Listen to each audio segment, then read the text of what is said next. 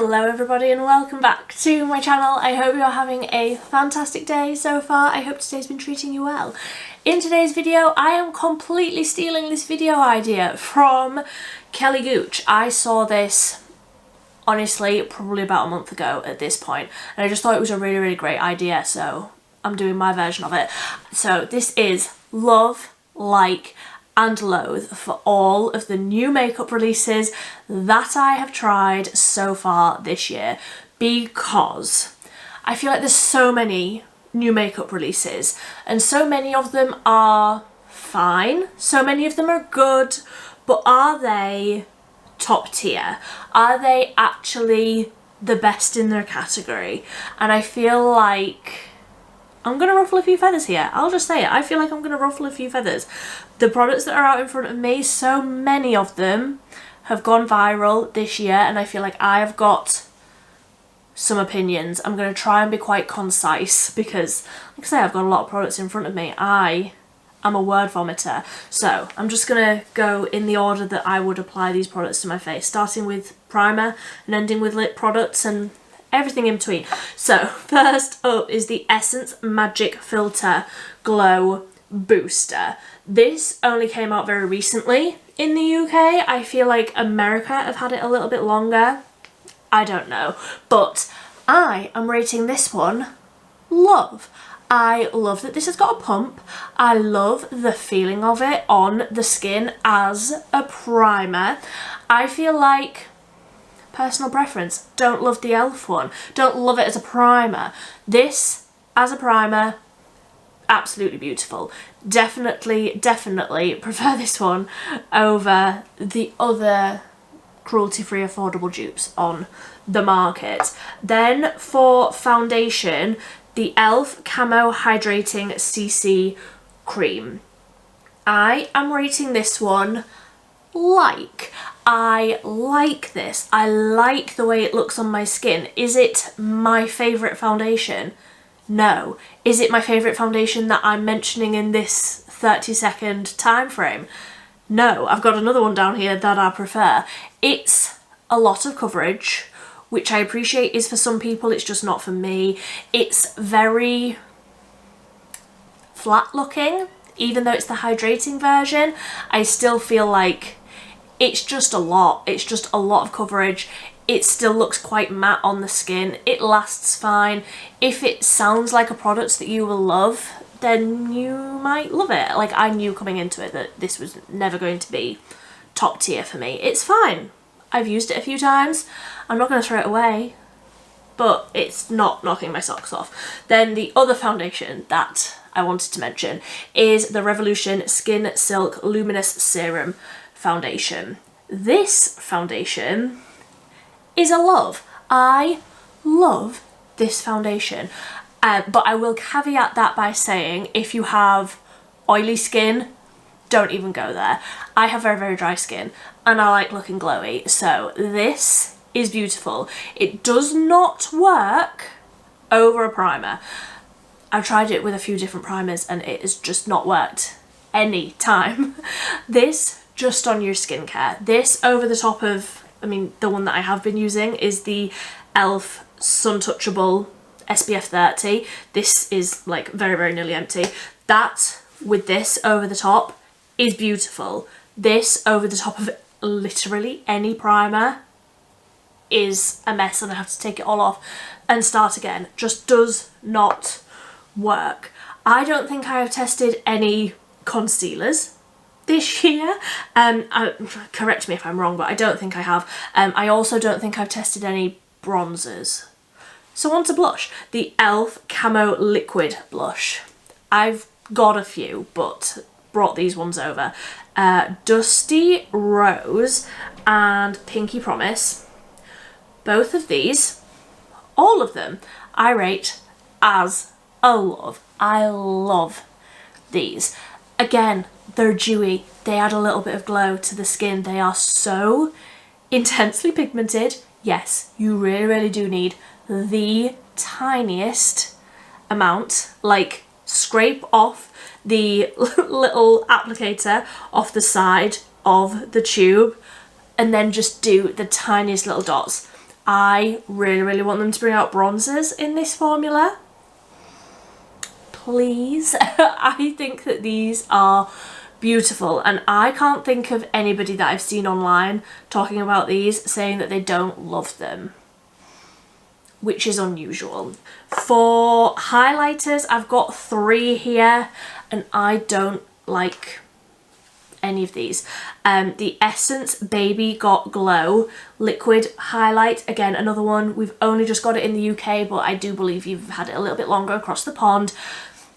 I'm gonna say I hate this. It's nothing on the skin. It doesn't give a glow, it doesn't give any sort of reflection. Now I know I am coming from a place of a lot of glow, I am coming from a place of a lot of highlight. This gives 0. It doesn't give anything to the skin. It almost looks matte on the skin. It's the strangest formula. I hate it. Then the Lottie London Frosted Heart Multi-Shade Face and Body Highlight. If I open this up, you might be able to see it a little bit better. I'm gonna say I hate this one as well. I think that the colour doesn't really show up as this. It's really dusty. It's really dusty, and again it almost looks a little bit matte, like it doesn't show up very highlightery. I know that we're maybe in the time frame of a little bit more natural highlight, and like that's just not my vibe. This, however, should have been my vibe, and it just completely misses the mark. This is the Collection Power Wet Look Highlight. This is the lightest shade, and it's so dark. There is no way that I can use this on my face. What was this shade? 1 Shiniest. I'm ranking this as hate as well. I feel like I'm being really harsh, but also true. It's so dark.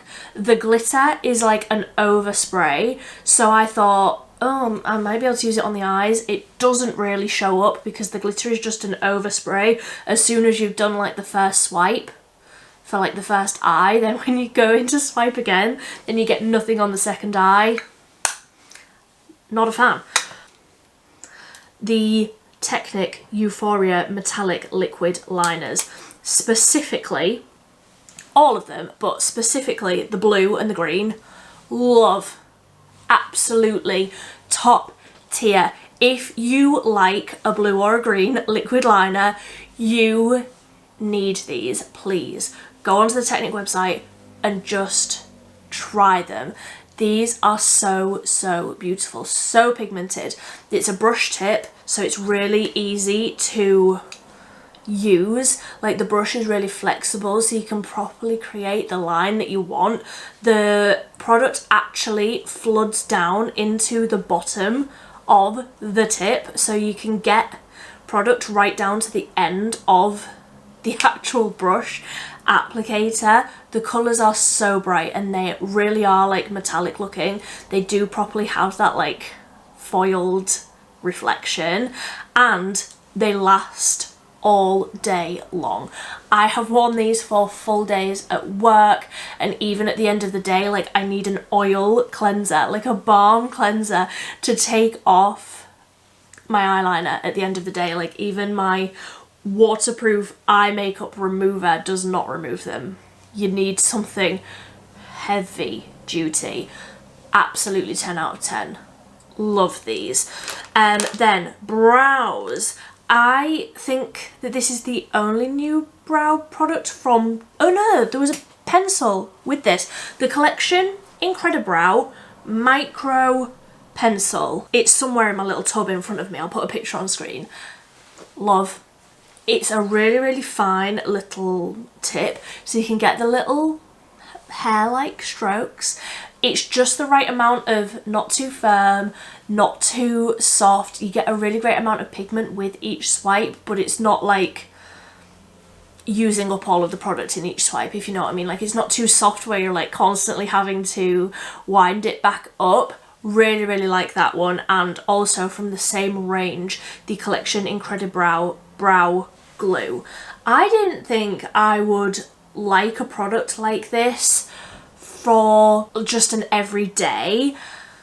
I have been using this over picking the e.l.f. Wow Brow, which if you have seen any of my videos, you know how much the e.l.f. Wow Brow means to me. This gives a really soft amount of colour through the brows. It's tinted, but it's not like pigmented, if you know what I mean. It gives a little bit of colour, but it's nothing crazy. It's just a light little sort of wash of colour, but the hold, your brows are going absolutely nowhere. They are staying put, so you can properly like fluff them up, or you can like fluff them outwards, you can fluff them down. Like genuinely, this would hold them. It's the most incredible amount of hold, and I don't even really like a lot of hold, but there's just something about this. I've been using it so much. Love. So on to the eyeshadows. I feel like there's been a lot of eyeshadow releases in the first part of this year. I mean, we've had 2 massive releases from Beauty Bay. I'm going to get into them, but in no particular order. I've just sort of gotten them out and stacked them in front of me. The Profusion 5 shade palettes. These are the... what were you? It was like Traveler something, I don't know. But this one in Canyon Oasis, I love. There were 6 in this range. This one specifically, love. The other ones, like and hate. Some of them are just not my colour story, so I'm not gonna love them. This one, love. These colours on blue eyes, incredible, absolutely love. Really great quality. Reach for this so much. Then the Catrice Coral Crush Slim Eyeshadow Palette. I like this. I don't see myself reaching for this every single day. It's fine. It's a really nice colour story. I like the little pop of blue. I like that it's got that little bit of fun down at the end. I feel like the colours are just, other than these ones, I feel like the colours just don't really sing to me. The mattes are really nice and pigmented. Some of the shimmers are really beautiful and like foiled. Some of them are even a little bit duochromy. I like it. I just don't love it. It's not the greatest eyeshadow palette I've ever tried. However, I feel like this is the... I'm just going to explain myself rather than trying to explain how I feel. I'm just going to say how I feel. This is the MUA Utopia eyeshadow palette. Now, this is a 5-pan palette, as you can see. 3 mattes, 2 shimmers. One of the shimmers is the most incredible duochrome. I love this, but I wish one of the mattes was just a little bit deeper. Just go a little bit darker, go a little bit less peach. I love this. I have used this so much since I first reviewed it because that duochrome is mind-blowingly beautiful. But I do wish that one of the shades was just a little bit darker because I feel like, although it's fine for me, any deeper than me, and you're not going to get anything that is deep or smoky. And I love a deep and smoky look, so I love it. I just wish it was just a tiny touch deeper and a little bit more brown, because I do feel like on an everyday basis I do have to dip into something else. Then the Revolution Forever Flawless Dreamer Y2K eyeshadow palette. I hate this. I hate it. I hate it. As much as I love a shimmer, okay, I wear a shimmer or a glitter eyeshadow every single day. Every single day. These ones just lack anything for me. So many of the colours are exactly the same. So many of the finishes are disappointing. That's what it is. I was just disappointed in it. Like, look at that colour story. It's beautiful. It should be so pretty and pastel. It's not good. I hate it. What's the word I was using? Loathe. I loathe it. It's disappointing. And I spent my money on it. Disappointing. Then onto the Beauty Bay eyeshadow palettes, just trying to move things out the way so they don't fall on me. Starting with the Reckless Romance 20 colour palette. So this was the limited edition Valentine's Day. The limited edition Valentine's Day palette. I like this. If you like cool tones, you will love this. I'm just not a cool toned gal. I mean, I've got a cool toned lilac on my lid at the minute, but I'm not generally a cool toned gal. I generally like warmer tones, so I knew going into it that this wasn't going to be a star for me. It was never going to be that. I wanted to try the formula. I wanted to see what the colour story was like. I like it. If you like cool tones, you will love this. I feel like it's just not going to be something that I reach for every single day. And the same with the 42 colour Smoky palette. I like it. Genuinely like it.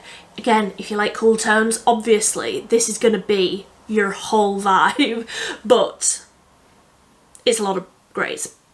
And I'm just not the kind of gal that wears grey every single day, so I like it. The formula is incredible, as we all expect from Beauty Bay. The formula is incredible. The colour story is just not what I reach for every single day. But I knew that going into it, and that's fine. So, onto mascara. I loathe this. I feel like that is controversial. This is the e.l.f. Lash Extender mascara. I cannot get over the removal of this. It looks fine. It looks fine.